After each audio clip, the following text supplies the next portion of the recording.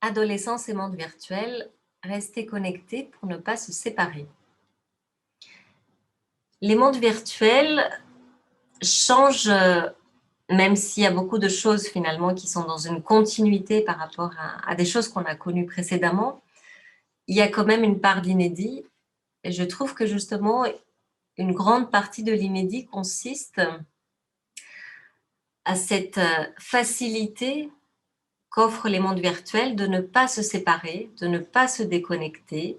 et de rester en quelque sorte en permanence en lien et en permanence aussi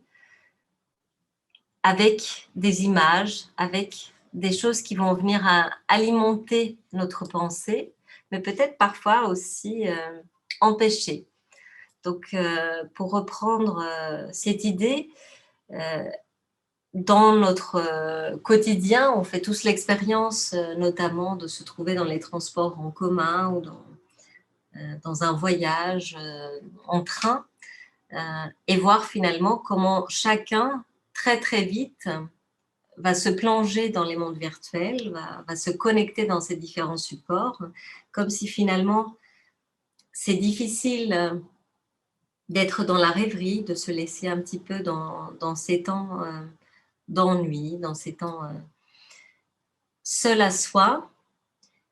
Et il y a un besoin finalement d'être tout le temps nourri par des images et nourri aussi par la présence, par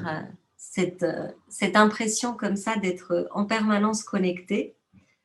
On le voit aussi à quel point c'est très difficile pour chacun qu'on oublie son téléphone portable et qu'on part de chez soi et qu'on est trop loin pour le récupérer, comment cette journée va être très difficile. Et qui a même tout un travail, c'est à la mode un petit peu de faire une sorte de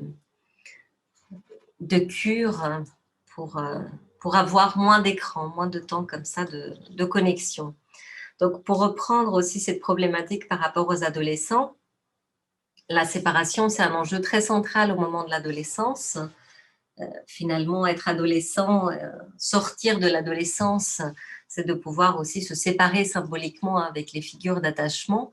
de penser sa vie ailleurs, de construire sa vie peut-être aussi avec cette possibilité de se représenter loin des autres. Et on voit à quel point justement les mondes virtuels, dans cet inédit comme ça de surprésence des autres, vont amener en tout cas aussi et encore plus aux adolescents cette possibilité d'être en permanence connecté. On peut se connecter finalement à tout moment dans les espaces virtuels, dans les mondes virtuels. On n'est jamais seul. Il y a toujours quelqu'un d'autre qui est connecté, à qui on peut aussi s'adresser à toute heure de jour et de nuit. Donc c'est vrai que les mondes virtuels vont peut-être aussi avoir cette fonction de non-séparation et d'hyperconnexion qui parfois va aussi,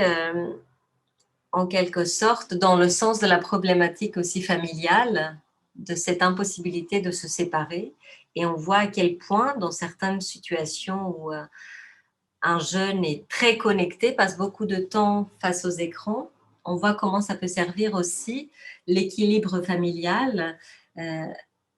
parce que le jeune reste connecté, mais reste connecté dans sa chambre, à la maison, avec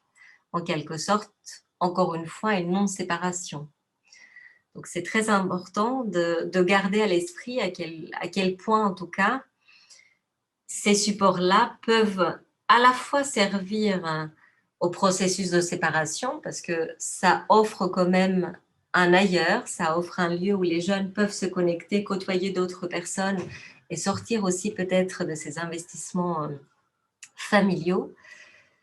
Et en même temps, le piège, la tentation est grande, justement, de les utiliser pour ne pas se séparer, pour ne pas vivre des expériences de séparation douloureuses, notamment quand on est face à des problématiques de penser cette séparation et de pouvoir la mettre en place.